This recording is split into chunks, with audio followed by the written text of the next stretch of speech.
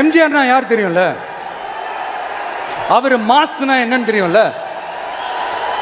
அவர் உயிரோடு இருக்கிற வரைக்கும் அந்த சிஎம் சீட்டை பத்தி ஒருத்தராலையும் நினைச்சு கூட பார்க்க முடியல, கனவு கூட காண முடியல.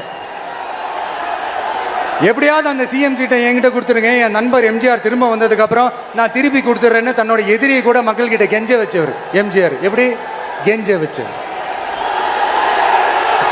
ஆனா இப்போ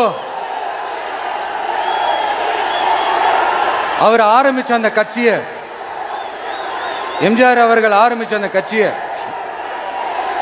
கட்டி காக்கிறது யாரு?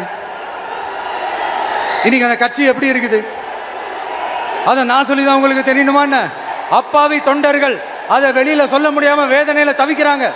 2026 சட்டமன்ற தேர்தலில் யாருக்கு ஓட்டு போடணும், எப்படிப்பட்ட ஆட்சி இங்க அமையணும்னு அந்த அப்பழுக்கற்ற அந்த தொண்டர்களுக்கும் ரொம்ப நல்லாவே தெரியும். அதனால என்ன வேஷம் போட்டுக்கிட்டு பாஜக இங்க தமிழ்நாட்டுக்குள்ள வந்தாலும் அவங்க வித்தை எல்லாம் இங்க வேலைக்கே ஆகாது.